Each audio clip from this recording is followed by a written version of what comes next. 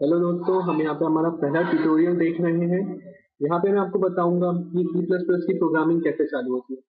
अगर आप देख पा रहे हैं कि नहीं, ये यहाँ पे जो मैं आईडी यूज कर रहा हूँ, आप इसका नाम देख सकते हैं। इसका नाम है डेव C++ 4.9.9.2। इसका लेटेस्ट वर्जन है फिलहाल, जब ये वीडियो बना है, अभी मैं जो बना रहा हूँ वीडियो।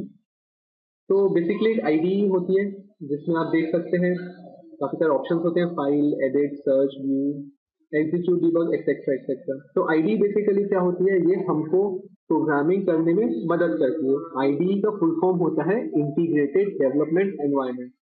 अब C++ की प्रोग्रामिंग करने के लिए बहुत सारी आईडी फिलहाल अवेलेबल हैं, जिसमें से जो बहुत फेमस है और काफी लोग पहले से यूज करते आ रहे हैं वो है टर्बो C++, जो कि बोल्डलैंड कॉर्पोरेशन के द्वारा है और एक माइक्रोसॉफ्ट भी बनाता है। लेकिन आज की डेट में वो काफी आउटडेटेड हो चला है, तो फिलहाल हम base C++ as a default ID हमारे ट्यूटोरियल्स में यूज करेंगे। ये बहुत आसान है इसको डाउनलोड करना। मैं अपने प्रीवियस ट्यूटोरियल में आपको बता चुका हूँ कि इसको कैसे डाउनलोड करना है। तो बेसिकली हम चालू करते हैं हमारा आईडी से कि इसमें हम C++ की प्रोग्रामिंग कैसे चालू करेंगे। मैं क्लिक करता हूँ सबसे पहले फाइल में, देन में जाता हूँ न्यू में। अब यहाँ पे हमारे पास दो ऑप्शन है, सोर्स फाइल और प्रोजेक्ट फाइल। फिलहाल हम प्रोजेक्ट में काम कर नहीं रहे हैं, हम अकेले ही एक सोर्स फाइल बनाए, तो मैं क्लिक करूंगा सोर्स फाइल में। आप देख सकते हैं यहाँ पे कि ये खुल चुका है। यहाँ पे अभी फिलहाल इसका नाम है अनटाइटल्ड 2, क्योंकि मैं इसको कुछ नाम नहीं दिया। तो हम इसको किसी नाम से सेव करते हैं। ये ब्लैंक फाइल आप देख सकते हैं, यहाँ पे एक ब्लैंक फाइल है, एक एरिया है जहाँ पे मैं कुछ टाइप करके प्रोग्रामिंग कर सकता हूँ।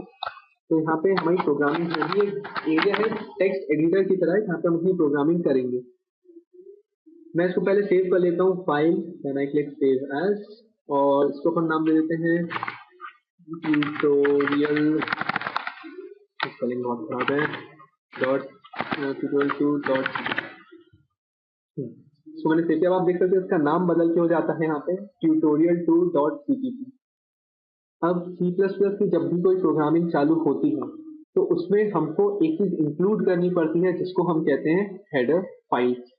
तो हेडर फाइल्स कैसे इंक्लूड करते हैं और क्यों इंक्लूड करते हैं, ये मैं आपको अब बताऊंगा। हेडर फाइल को अगर आपको इंक्लूड करें तो आप देखेंगे हैश इंक्लूड और greater than less than sign IOC। अब मैंने ऐसा क्यों लिखा, ये हैश मैंने क्यों लिखा पहले, ये पूरा जो फॉर्मेट है ये एक स्टैंडर्ड फॉर्मेट है, आपको ऐसे ही लिखना पड़ता है तभी हेडर फाइल इंक्लूड होगी, वरना इंक्लूड नहीं होगी। हैश क्यों लिखा, बेसिकली हैश का मतलब होता है, या आप इसको पाउंड साइन कह लें, इसका मतलब होता है प्री प्रोसेसर डायरेक्टिव। मतलब डेट C++ का कंपाइलर या C++ का कंपाइलर जब इसको कंपाइल करेगा तो वो समझ पाएगा कि हाँ मुझे हेडर फाइल इंक्लूड करनी है। इंक्लूड क्यों लिखा, इंक्लूड शब्द का मतलब ही है इंक्लूड करो। क्या इंक्लूड करो, वो जो इस दो ग्रेटर देन और लेस देन साइन के बीच में आईओस्ट्रीम एक हेडर फाइल है। अगर आप लोग पहले भी थोड़ा बहुत C++ की जानकारी लिखते हैं तो मैं आपको बता दूं कि पुराने जमाने में ऐसा तो नहीं चाहिए कि पुराने जमाने में, लेकिन हाँ पहले .h भी लगाया जाता था, iostream.h। h stands for header file, इसका फॉर्मेट होता था .h मीन हेडर फाइल, जैसे आपकी .mp3 फाइल्स होती है उसी .h फाइल। लेकिन आज की डेट में डेट C++ में ऐसा नहीं लिखा जाता है, ये डेप्रिकेटेड है। डेप्रिकेटेड मीन अब ये यूज नहीं होता है, आउटडेटेड है। आउटडेटेड नहीं, ऐसा कहना तो नहीं चाहिए, चलिए फिलहाल ठीक। इसके बाद मैं लिखूंगा यूजिंग नेम स्पेस std। अब आप ये क्यों लिखा है मैं आपको नेक्स्ट ट्यूटोरियल में बताऊंगा कि ऐसा क्यों लिखा। ये मैं आपको बताता हूँ हमने आईओस्ट्रीम क्यों लिखा। अभी जो हमारा फिलहाल पहला प्रोग्राम है उसमें हम ये करेंगे कि हम कंसोल विंडो, जिसको हम कहते हैं, जैसे आपने कमांड प्रॉम्प्ट देखा होगा, इसको कहते हैं कमांड प्रॉम्प्ट, ये कंसोल विंडो है। पहला प्रोग्राम हमारा यही रहेगा कि हम कंसोल विंडो में आउटपुट करेंगे एक चीज, जैसे कि हेलो यूट्यूब या हेलो मॉम, तो मैं अपनी मॉम को बहुत मिस करता हूँ, तो हम उसको कंसोल विंडो में आउटपुट करेंगे।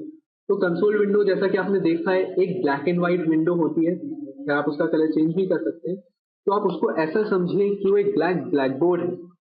अब ब्लैक बोर्ड में आपको कोई चीज लिखनी है तो आपके पास चौक होनी चाहिए और मिटाने के लिए डस्टर होना चाहिए। तो अगर आपको ऐसी चीज चाहिए तो आपके पास एक बॉक्स होना चाहिए जिसमें चौक हो और डस्टर हो। तो आप ऐसा ही समझ लीजिए फिलहाल की आईओस्ट्रीम एक ऐसी हेडर फाइल, एक ऐसी चीज है, ऐसी फाइल है जिसके अंदर वो एबिलिटी है कि वो कंसोल विंडो में चीजों को लिख पाए, मिटा पाए, उनसे इनपुट ले पाए और बहुत सारे दूसरे काम भी कर पाए। तो फिर हम अपना प्रोग्राम आगे बढ़ाते हैं। अब मैं लिखूंगा INT main।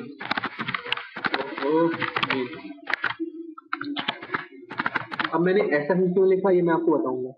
INT क्यों लिखा ये इसका रीजन मैं आपको नेक्स्ट ट्यूटोरियल में बताऊंगा। INT बेसिकली स्टैंड होता है इंटीजर के लिए और ये मैं आपको नेक्स्ट ट्यूटोरियल में बताऊंगा कि मैंने इसको क्यों ऐसा लिखा। मेन एक फंक्शन है। ये मुझे कैसे पता चला कि मेन एक फंक्शन है? क्योंकि फंक्शंस के बाजू में generally they are followed by an opening and a closing parenthesis. इनके बीच में भी कुछ वैल्यूज हो सकती है, लेकिन फिलहाल ये एम्प्टी है। तो यहाँ पे हमने देखा कि मेन फंक्शन कैसे लिखते हैं, INT मेन, और हर फंक्शन के अंदर कुछ सेट ऑफ लाइंस होती हैं जो कि एक के बाद एक आपके प्रोग्राम में एग्जीक्यूट होती हैं। वो लाइंस को हम ओपनिंग कर्ली ब्रैकेट और क्लोजिंग कर्ली ब्रैकेट के बीच में लिखते हैं। अब मेरा एम ये है पहले ट्यूटोरियल में कि मैं कंसोल विंडो में कुछ आउटपुट करा पाऊँ। जैसे कि मुझे लिखना है, अगर मान लीजिए हेलो मॉम, तो मैंने ऐसे ही क्यों लिखा, सी आउट लिखना पड़ेगा इसके लिए हमें। Cout stands for console output. अब आप देख सकते हैं यहाँ पे ये दो ग्रेटर देन या लेस देन या जिसका भी आप साइन कह लें, या फिर प्रिंट टू का साइन भी आप इसको कह सकते हैं, ये सी आउट की तरफ इशारा कर रहे हैं। मतलब कि मैं चाहता हूं कि कंसोल में आउटपुट हो। क्या आउटपुट हो? ये हेलो मॉम। और हेलो मॉम को क्योंकि मैंने इन्वर्टेड कॉमास के बीच में लिखा है तो ये एज इट इज प्रिंट हो जाएंगे। तो ये एक स्टेटमेंट है, कंसोल विंडो में प्रिंट करो हेलो मॉम। उसके बाद मैंने सेमीकोलन लगाया। This means that the statement ends here. ये स्टेटमेंट यहीं खत्म होता है। हम इसको रन करते हैं, एग्जीक्यूट करते हैं। अब आप देखेंगे, अगर आपने ध्यान दिया, एक फ्लैश हुई थी एक विंडो, उसमें कुछ हुआ था, लेकिन हम देख नहीं पाए कि क्या हुआ। तो वही मैं बताता हूँ। हमारा प्रोग्राम बेसिकली बिल्कुल करेक्ट हो चुका था, हमने उसके एरर फ्री कर लिए थे, हमने उसको रन किया था। रन करने के बाद वो रन हुआ और क्विकली बंद भी हो गया हमारा प्रोग्राम। तो हम देख नहीं पाए कि हुआ क्या। अगर हम देखना चाहते हैं कि कुछ हो, जो हुआ है वो हम देख पाए, तो हमको लिखना पड़ेगा सिस्टम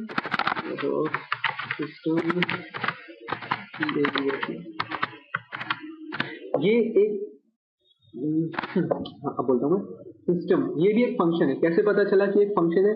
क्योंकि सिस्टम के बाद में भी आप देखेंगे ओपनिंग एक पैरेंथेसिस है और वन एक पैरेंथेसिस है, और उसके बीच में एक वैल्यू है, एक आर्ग्यूमेंट है जो कि कहता है पॉज। इसका मतलब है कि स्क्रीन जब पहली लाइन एग्जीक्यूट हो, सी आउट हेलो मॉम, उसके बाद जब नेक्स्ट लाइन है वो ये चीज प्रिंट कराने के बाद कंसोल विंडो को तब तक रोक दे जब तक यूजर कोई की नहीं प्रेस करता है कीबोर्ड में।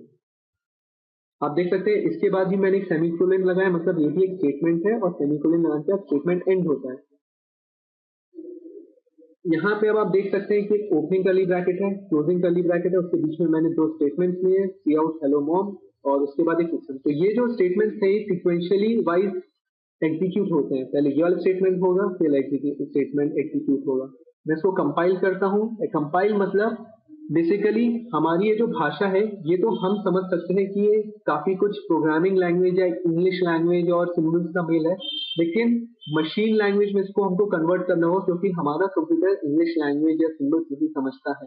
तो कंपाइलर बेसिकली यही करता है, हमारी भाषा को कंपाइलर मशीन लैंग्वेज में कन्वर्ट करता है, ऐसी भाषा, ऐसे सेट ऑफ इंस्ट्रक्शंस जो कि मशीन या आपका कंप्यूटर समझ सके। एग्जीक्यूट पे क्लिक करें, कंपाइल पे क्लिक करें। आप देख सकते हैं यहाँ पे compiler, default compiler, by default में डिफॉल्ट बेस C++ का कंपाइलर यूज कर रहा हूँ। स्टेटस डन, एरर 0, वार्निंग 0, मतलब ये कंपाइल हो गया। आपने देखा होगा अभी मैंने कंपाइल किया तो प्रोग्राम रन नहीं हुआ, क्योंकि कंपाइल करने में इसकी एक exe फाइल बनती है उसी नाम से जिस नाम से हमने अपनी cpp फाइल बनाई थी। जैसे मैंने फाइल बनाई है tutorial2.cpp, तो इसी नाम से tutorial2.exe वही बन रही होगी जहाँ पे मैंने अपना प्रोग्राम सेव किया था। उसको देखने के लिए मैं आपको दिखाता हूँ। ये आप देख सकते हैं tutorial2.exe एक फाइल बन चुकी है फिलहाल। ये हमारी एप्लीकेशन है, इसमें आपसे रन भी कर सकते हैं, लेकिन अगर आप चाहते हैं कि कंपाइल होने के बाद रन करें तो आप एग्जीक्यूट पे क्लिक करें, कंपाइल एंड रन, और आप देख सकते हैं कि ये हमारा प्रोग्राम चल पड़ा है। लिखा है हेलो मॉम, और जहाँ पे मॉम हुआ है एंड हुआ है, मॉम हुआ नहीं है, एंड हुआ है।